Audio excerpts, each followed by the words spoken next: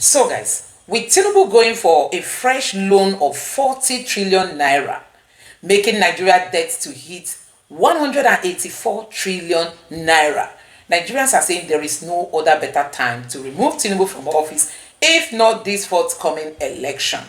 Many people have been asking questions about fuel subsidy, all the money we have saved from fuel subsidy. Where are they channeling all this money? We were told that cost of generated a lot of money. Where are they channeling all this money? Nigerians are yearning for Peter Obi to come rescue Nigeria. I'm just going to allow you to take a look at this beautiful conversation around Peter Obi's capacity and how he'll be able to remedy the situation of this country. Take your time, watch this video, and drop your thoughts in the comment section below. Please don't forget to subscribe and drop your comment below. Take a look. Peter Obi says he wants Nigeria to work. What concrete policy interventions or civic actions has he pushed since 2023 that prove this isn't just about talk? Yes, we've heard the word consumption to production and so on and so forth. What body language has shown that if Peter Obi, for instance, become president today, that he is going to perform in terms of making sure we move into production instead of consumption? Thank you very much. You see, sincerely, there are clear pointers, very clear pointers in this in regards to your question. As a matter of fact, our GDP, Peter Obi has emphasized a good number of times. It has declined over time, and the current administration has continually played politics with what we have.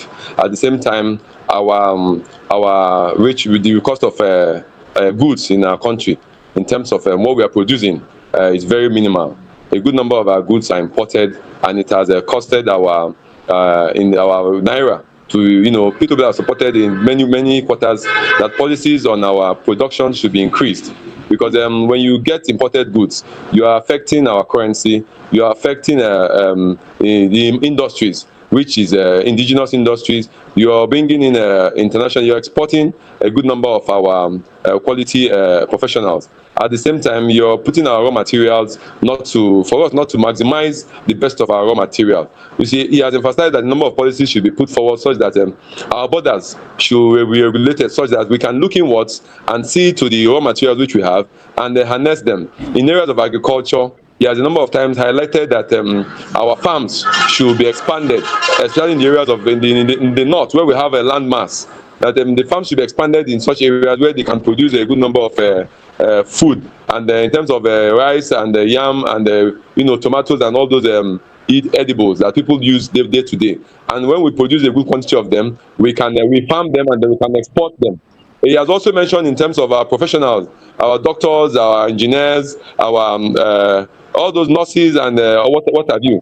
He has mentioned a number of times that we should look inward and see that the remuneration and incentives for these professionals are thoroughly reviewed, such that they can be encouraged to see that indigenous services to our country is a top priority. He has also equally looked at policies that will reduce, in terms of our politicians having payment, their dues, will I call it allowances. That policy should be reviewed such that the pay for all our political office holders should certainly be looked into and be reviewed. He has also looked into the independence of the judiciary. That policy should be made sure that our judiciary should be independent. He has also pointed out a number of issues in terms of the INEC being able to deliver quality elections without looking forward to going to court kind of freezes. You see, some of these and many more are those things which Peter Obi has pointed out, and he may not go into all the details, because sometimes when you go into details, your oppositions might, of course, which they are doing, take advantage of it and buy in, and then see that they put in such policies that will only favor them, perhaps not long term, but for a medium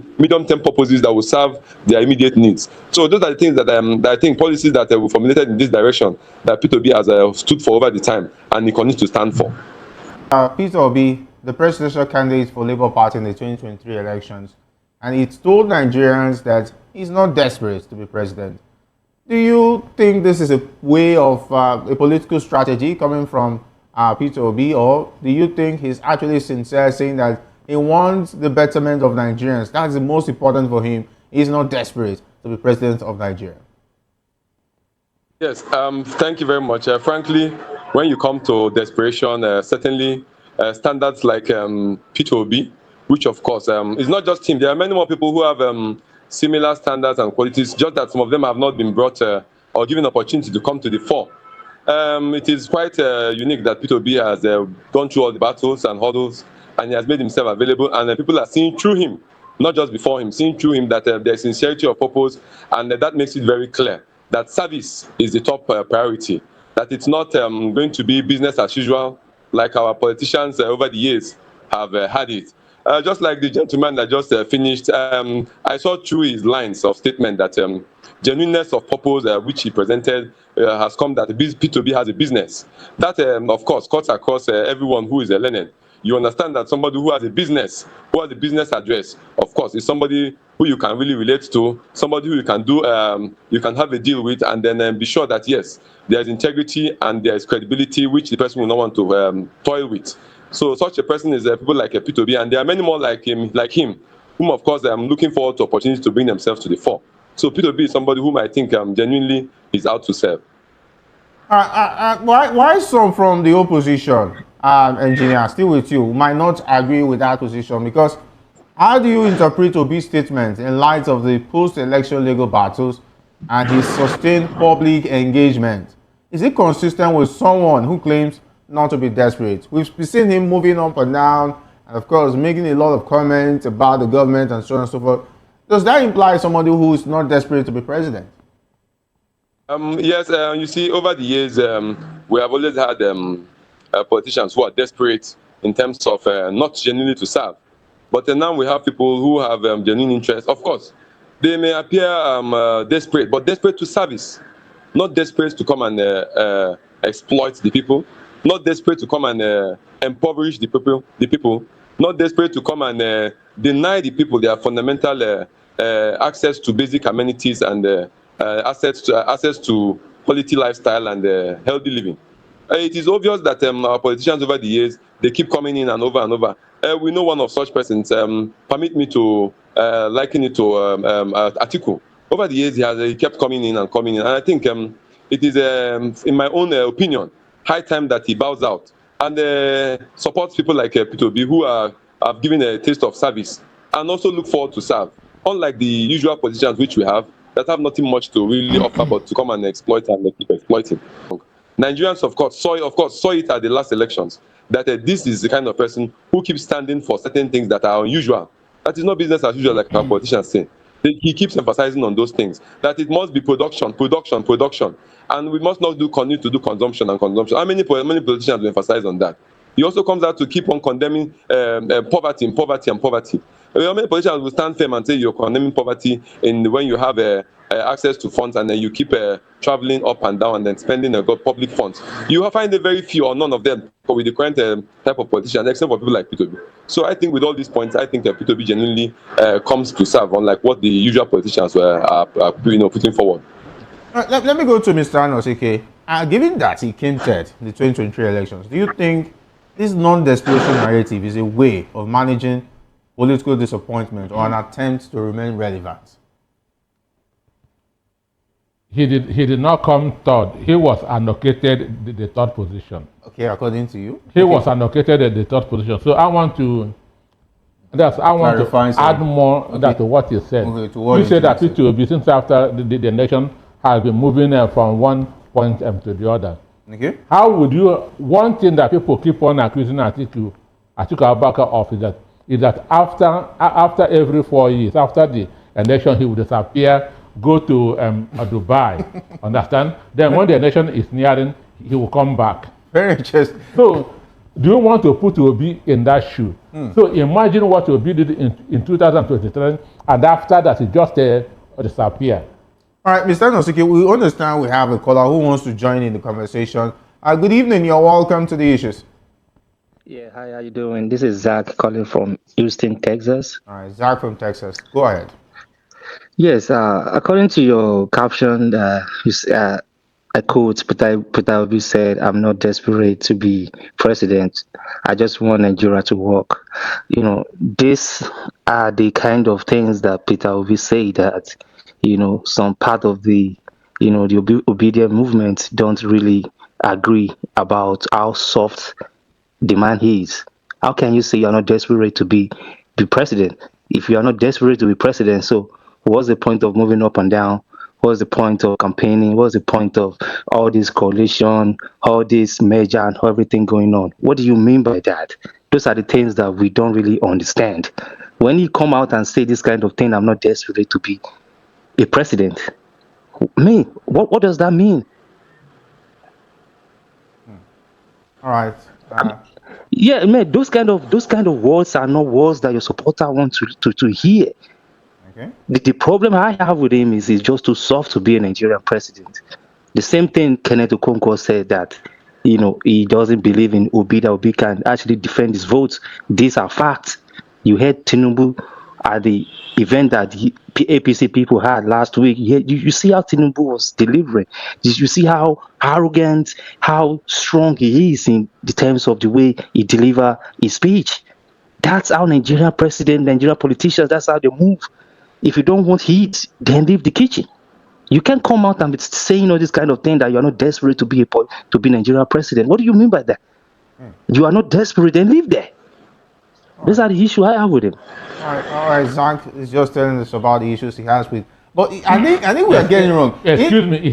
Desperation could be negative. What about passion? If he says he has passion, desperation a good word? Yes, desperation should not be a positive word. Not desperate. I support him on that. Okay. Understand me? You will be desperate if you have something to gain. Personally. Understand me? Passion So this guy says, I'm not desperate. It's not a do or die issue. I support him. Any right-thinking person should support the background. Have different thinking. In different stages of evolution. Understand me? So there's no way P2B should be talking like Tinubu.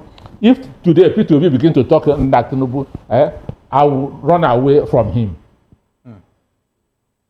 So all this issue, even if you are contesting for any office and you begin to show desperation, people will begin to read meaning. Maybe there's something that you want from the office. If you are contesting that you serve, there's no need for desperation. If your purpose is to serve, there's no need for desperation.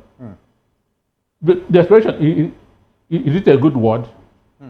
So whoever, I said it before, whoever is desperate, there are more than 70 political parties in Nigeria. Whoever is desperate to be president should go and run under a political party. I want to add to that. Okay. If you are running for an election, you run on the problems of the country. Now, you don't offer solution. I'm telling you. Offering solution is helping your enemy.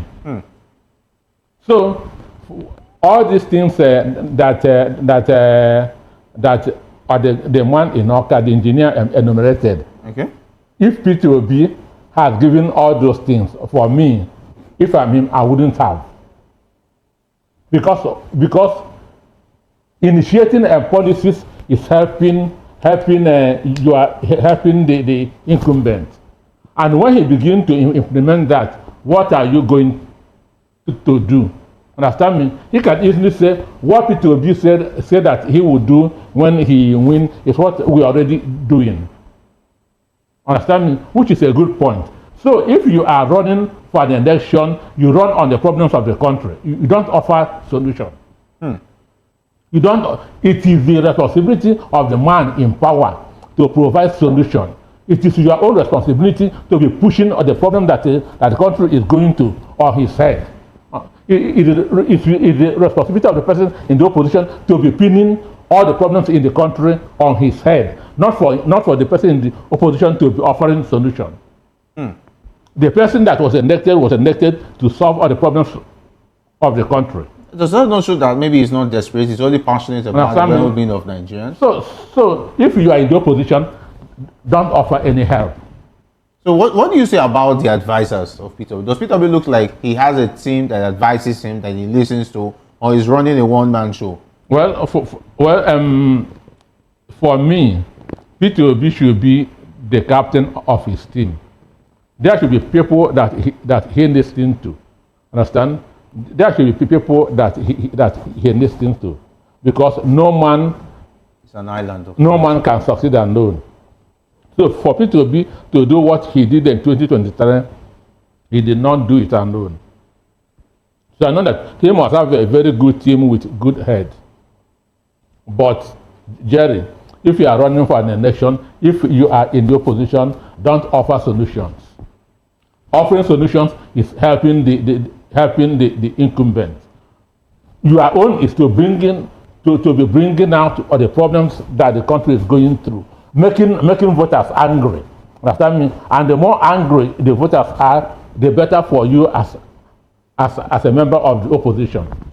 It looks like Peter Obi is not applying that strategy. And if Mr. Peter Noske was to be in his talking about have his ears, I believe that Peter Obi will be listening to you now. But let's take a listen, because just recently over the weekend, Peter Obi was at would I call it the National Political Consultative Group crucial meeting in Abuja, talking about the northern politicians and those who will set the agenda of where the North will vote. He was at a meeting with them. He said something very interesting. He said, we have voted for religion and tribe in the time past. It's time to vote for competence.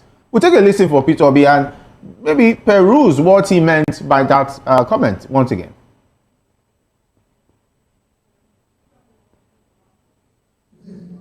The insecurity in Nigeria, especially in the north, rests on poverty. The rest of all that have been mentioned and everything. I've been in the financial industry for years. And I can tell anybody this, you can go and verify this in this country. I was in the financial industry. When you look for cash, you go to kanu. When you look for cash, you never play. Kanu was #1 place for cash. Because then we had all the factories in Mumbai, in Sharanwa, in Sharan. Go to Kanu today, those industries are not there. Obedient. Go to Kaduna, there's no industry. There's no industry again in Kaduna. We used to do Kaduna Trade Fair 2 years for it to get the space. Today nobody goes there. We used to go to Maiduguri for cash. Bangladesh produces about 50 to 60 million tons of rice. Nigeria cannot produce 10% of that. The entire Nigeria is 6 times the size of Bangladesh. There was some case, there never been something. You can do more and more. Small states like Vietnam that came out of war can see themselves as responsible. 5 states of the north, Vietnam is 300,000. 5 states of the north, Niger, Boronu, Taraba, Kaduna, and Bauchi is about 300,000 students. That's what Vietnam is. And today Vietnam does 10 times our export. But young people, our problem can be solved from the north. When we get focus and invest in the north, what is not required is investment, support, policies that can drive it, and it is doable, and this is something you can see changing as we start. Thank you.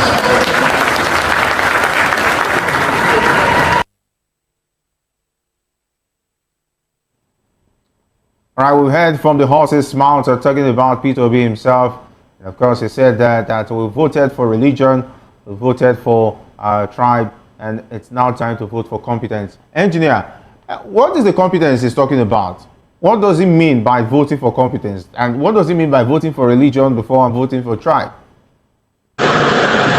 You see, sincerely, in terms of certain things that are needs or basic amenities or that communities and societies and countries require, it doesn't have coloration. It doesn't have a tribe. It doesn't have a religion. It doesn't have a color. Things such as hunger, that's what he's emphasizing and is pointing to. Hunger doesn't have coloration. It doesn't have tribe, doesn't have religion, it doesn't have any of such. Things such as crime, which is predominant in the north. It doesn't have coloration, it doesn't have crime doesn't have whether it is Hausa or Yoruba or Igbo. Kidnapping doesn't have whether it's Hausa, Yoruba or Igbo. That is where he's pointing at. These are the areas where he is emphasizing that when he has an opportunity, perhaps he is going to thoroughly address such issues, and you're going to have zero tolerance in areas of crime, zero tolerance in areas of hunger, because he's going to make sure that there's abundance of food. And he pointed out that areas like Bangladesh, which are turning over tons and tons of rice production, and then look at us, Nigeria, compared to Bangladesh. We are nothing to write home about compared to them in rice production. Look at other areas where he mentioned that they have services such that are exceptional. You see, and on and on. He was able to, this platform provides for him an opportunity to make a good number of persons who are within the audience to also see through the areas where he's emphasizing that his services, when his leadership is going to put services top priority. Areas where there is, in the north, you have a problem of Boko Haram, insecurity in the north, and also which cuts across to many other areas in the north central and even beyond. So Peter Obi is also pointing that all these things does not have a Hausa, Yoruba, or Igbo written on them. That it's all crime and it's going to, so everybody is suffering them. And hunger is everywhere, everybody is suffering it. Inflation is everywhere, and all of us are suffering it. If you have to buy bread, bread does not know whether you're Yoruba or Igbo or Hausa. If you have to buy fuel, it does not know whether you're Yoruba or Igbo or Hausa. If you have to do other businesses, of course, insecurity, kidnapping, does not know all those things. So Peter Obi is pointing out that those are the areas where he's going to bring forward his, the best of his ability and see that they are addressed for Nigerians. All right, Mr. Osike, he has made mention that we voted tribe and we voted religion. Now it's time to vote competence. What does he mean? Who is the competent man he is talking about? Well, going by what he did as a governor of Anambra State, he is competent. I have said it on this program that angels cannot be on the ballot box. Understand me? Angels don't run for election because election is like swimming in a murky water, which will leave stains and stains on your body. So it is not what good guys do. It's only rugged people that contest election because it has a lot of things in it. So, but I consider P2B as being the best among the worst. As Nigeria stands today, I consider P2B as being the best among the worst. Because one of the only way to develop an economy is to cut costs. And this is what P2B did as a governor of Anambra State. That's that. P2B is frugal. P2B is prudent when it comes to money.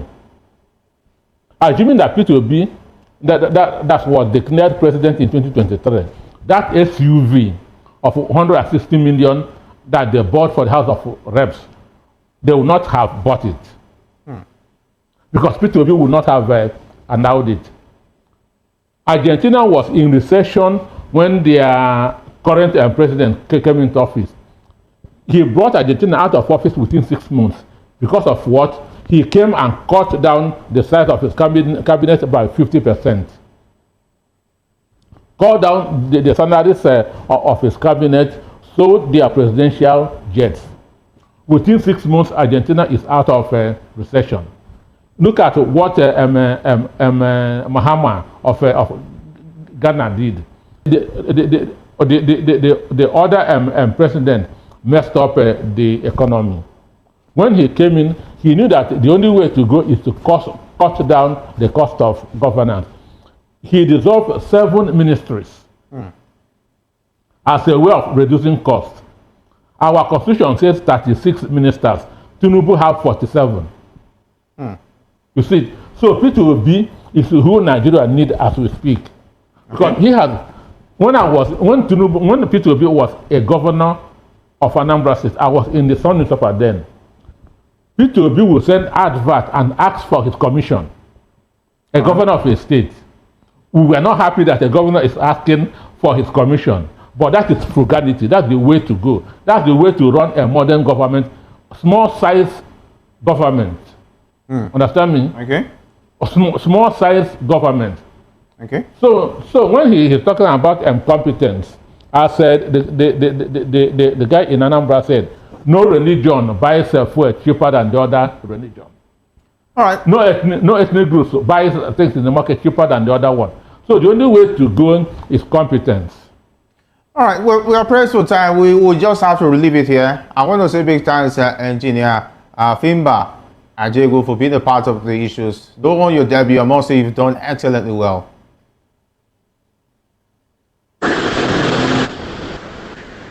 All right, have a good night, guys. So guys, there's this headline today that says corruption not allowed in Nigeria, says Tinubu, and people have been reacting. It's Dr. Batida posted this on his Twitter handle, and it says corruption not allowed in Nigeria, says Tinubu. So Tinubu is now saying, because elections are close, he said he wants to fight corruption. Because you know that since he came into office, he doesn't talk about corruption. You just keep wondering if a corrupt person can fight against corruption. Now, Nigerians are reacting, and I'm going to take you through some of the reactions. Like you have seen already, the Tinubu's government has borrowed a lot. They've borrowed a lot. Even when Tinubu was just 23 months in office, that's about 1 year and a few months, we were told that Tinubu has borrowed to the point that his debt is close to the Buhari's debt for 8 years. Can you imagine? 1 year plus in office debt is close to 8 years debt by Buhari. That's to tell you the level at which these people came in borrowing. And now again, Tinubu is asking for a fresh loan. And in addition to that, he said he's fighting corruption. Now take a look at how Nigerians have reacted to that corruption not allowed in Nigeria. He said, but you are corrupt. The first person told him, but you are corrupt. Another person said, a night of 1,000 laugh. That he's just laughing because he cannot hold his laughter. This person say, is there a more corrupter person than Tinubu? That you should ask Croc. Croc is owned by Twitter. It's an AI a part of Twitter. And this other person said, talk is cheap, but action not diamond, which is cumbersome to get. That is to say it in the mouth, just for him to make headline that he's fighting corruption. And this person said, but budget was padded for you. Can you imagine? This person said, budget was padded for you. And this other person said, we can start from bullion van in people's houses on eve of election. All the money they shared that they distributed across Nigeria to buy votes, we can start from there. And this other person said Nigeria is Litwali, the headquarters of global corruption. And another person said, yet he signed a budget that is littered with corrupt insertions of constituency projects. What an irony. This other person said, commander-in-chief of corruption. And this other person said, Owando, somebody posted an image, a headline from a website, a news website, and that image says, Owando market value jumps from 70 billion to 1 trillion in Tinubu's first year in office. Tinubu's first year. This is a company that is owned by Tinubu. I think it's being managed by one of Tinubu's sons. You see the headline jumped from 70 billion, that is the market value, to 1 trillion. Corruption in Nigeria. And Tinubu says he wants to fight corruption. Nigerians are reacting. Honestly, Nigerians are reacting. People cannot take what is happening in this country anymore, and they keep abusing the youth. And this person say minister of corruption. Another person say maybe he was hallucinating when they got this for him. What he's trying to say, maybe he was hallucinating when he said this. His son's fat stomach is an advert for corruption. Are you working and you are working free? Okay, this person is saying if Nigeria is really fighting corruption, Tinubu shouldn't be working free. And this person say corruption, fighting against corruption. This other person say corruption not allowed in Nigeria, says Tinubu, Mr. Corruption. And this person say, hey, did I hear you well? And this other person said, see who is talking. This other person say, slip of tongue. Tinubu made a mistake to have said he's fighting corruption. Oh, can you imagine? This one is a father of corruption. Nonsense. See epitome of corruption. Amala not allowed in Yoruba land, says Alafin. I laugh in Chinese. Oh my God. Oh. This is the election rigging is acute corruption. Worse than corruption and in an offense that should be punishable by death. Honestly, when you have had people's decision, you have had people's decision. Tinubu does not, sure, let me not go for that. Tinubu does not have the temerity to talk about corrupt people because his hands are not clean. This is the first time Tinubu is talking about fighting corruption, and Nigerians are like, was there a slip of tongue? Somebody who cannot even fight corruption. Anyway, let me know what you think about this in the comment section below. Please don't forget to subscribe to the channel, turn on the notification bell. Please give this video a like so that YouTube can recommend it to others. Drop your thoughts in the comment section below. Thank you.